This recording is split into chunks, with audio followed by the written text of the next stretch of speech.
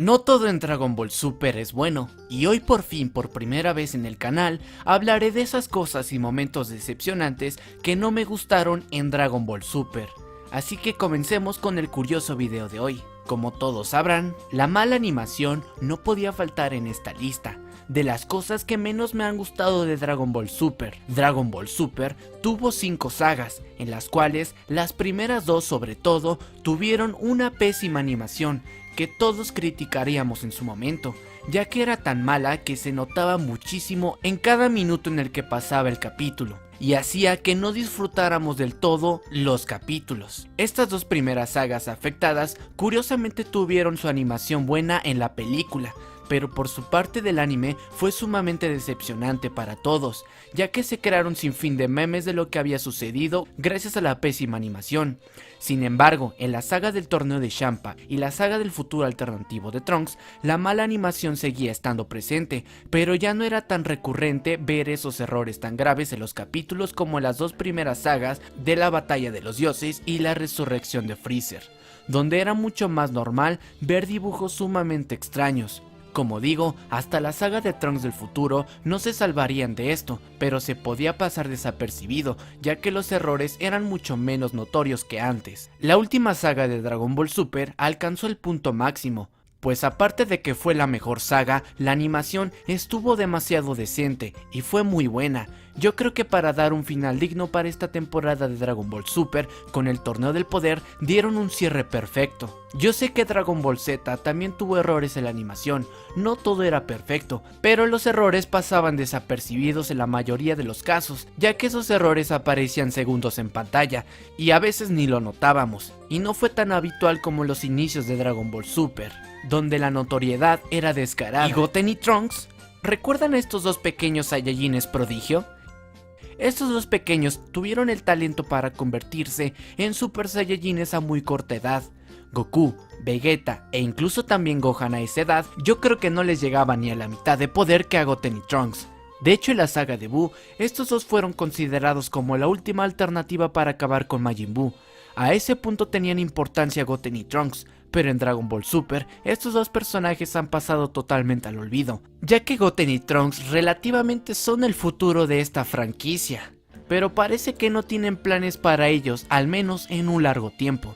Fueron tan mal desaprovechados en Dragon Ball Super que lo único que han hecho es que han aparecido en un relleno, donde se enfrentaron a una copia de Vegeta y que por cierto, fueron derrotados de una manera tan sencilla incluso en su fusión de Gotenks fase 3, así de débiles ahora son Goten y Trunks. No hubiera estado mal una pequeña mini saga de relleno donde estos 2 fueran los protagonistas, como una saga de Garlic Jr. ¿Recuerdan en Dragon Ball Z?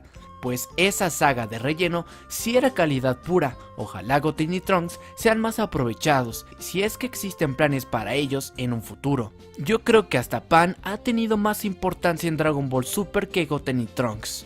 El Super Saiyajin fase 3. Esta transformación de ser la más imponente de Goku y la más poderosa pasó algo similar a lo de Goten y Trunks, pues fue olvidada completamente. La fase 3 ya es una transformación inutilizable y totalmente ya descartada por Goku en todo Dragon Ball Super. Al menos la vimos en un total de 4 ocasiones en la historia, donde solamente menos de tan solo un minuto hizo presencia en los capítulos, en esas 4 ocasiones. 3 veces de las 4 que vimos esta transformación en la historia, solo lo hizo por pura exhibición, que para pelear con ella. Es una lástima, pero difícilmente veremos otra vez el Super Saiyajin fase 3 en acción. Yo creo que fue una transformación muy desaprovechada en la historia, a la cual no se le sacó el máximo provecho nunca. Es una pena, pero esta transformación, si queremos revivir unas buenas peleas, de las pocas que tuvo, solamente será en la saga de Buu, y sobre todo en las películas contra Janemba y Hildebrand será donde revivamos sus únicos momentos de gloria. Ribrianne. No tenía nada en contra de esta peculiar personaje en un inicio, pero era necesario que tuviera tanta participación y tanto protagonismo en el torneo del poder.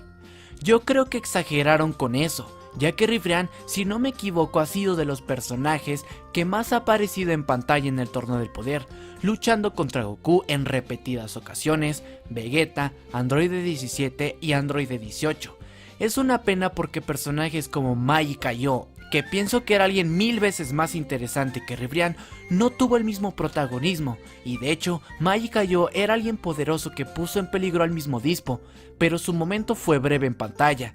En cambio el de Ribrianne, alguien que nadie quería ver, apareció más tiempo de la cuenta, llegando a que sus capítulos, en donde aparece ella, han sido los más aburridos de todo el Torneo del Poder en cuanto a mi opinión. ¿Reunir ki en la espalda para transformarte en Super Saiyajin? Yo sé que los Saiyajines del universo 6 son más talentosos que los del universo 7, pero ¿la diferencia era necesariamente tanta? Todos creíamos durante años que para convertirte en Super Saiyajin tenías que enojarte, pero Kiabe nos revela que en realidad tenían que reunir energía en su espalda para así convertirse en Super Saiyajin. De esta manera Caulifla, de una manera tan sencilla, logra convertirse en Super Saiyajin. Quiero tomar esto como una variable para transformarte de una manera más sencilla en Super Saiyajin, que Kiabe logró entender luego de convertirse en Super Saiyajin por primera vez, luego de que Vegeta lo hiciera enojar. Una vez que tienes acercamiento con esta transformación, los personajes se darían cuenta que no es necesario enfadarse, y con solo reunir energía en la espalda es más que suficiente. Así que todo este tiempo hemos sido engañados. Trunks del futuro y su versión de Dragon Ball Super. Tengo un conflicto con el diseño que le dieron a este personaje, pues no siento que sea el mismo que vimos en Dragon Ball Z, ni siquiera el Trunks que llegó para destruir a Mecha Freezer en esa primera vez.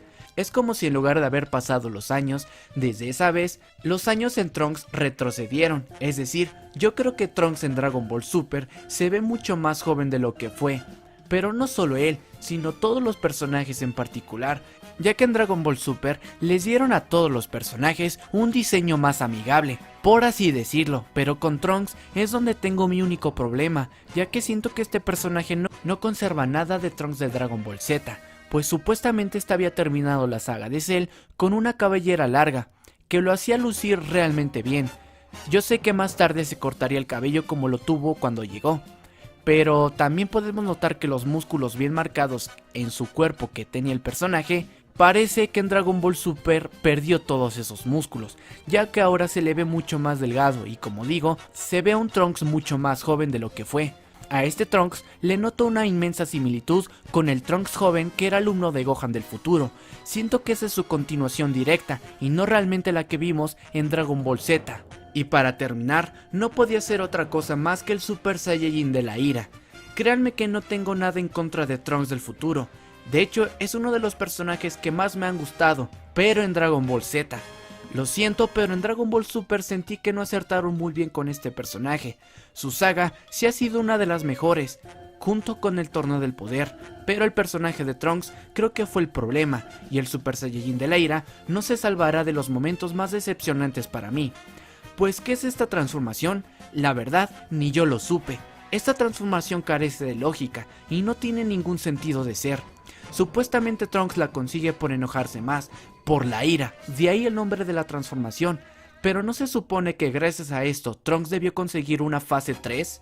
Yo creo que hubiera sido algo más lógico y acertado, ya que la fase 3 es una transformación directa que podría conseguirse tras el enojo de Trunks en ese momento. De hecho, esta transformación no es creada ni por Akira Toriyama, y fue creada únicamente por Toei, es exclusiva del anime, y no sale en la obra original del manga. Y con mucha razón. Esta transformación, sinceramente, yo creo que únicamente fue sacada para que Trunks, de alguna manera milagrosa, pudiera mantener a Black Goku y a Zamasu del futuro en lo que Vegeta y Goku regresaron a la línea temporal actual luego de perder la primera vez, donde Vegeta, recordemos que entrenó en la habitación del tiempo y Goku aprendió el Mafuba. ¿Recuerdan todo eso? Pues Toei se sacó esta transformación de la manga solamente para que Trunks pudiera rivalizar ese tiempo en lo que regresaban Goku y Vegeta para la revancha. Pero como dije, yo creo que una fase 3 de Trunks en ese momento hubiera estado bien, o incluso, ¿por qué no?, Vegeta y Goku, al tener ya ki divino, le hubieran dado algo de energía a Trunks para que pudiera soportar la pelea un poco de tiempo.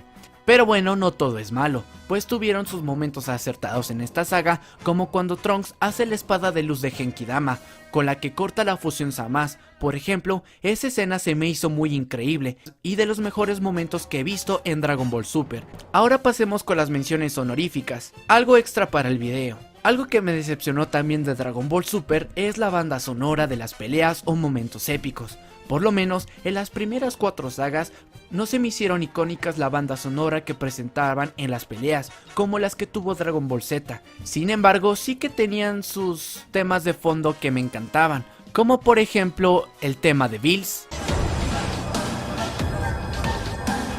o incluso el tema de Freezer.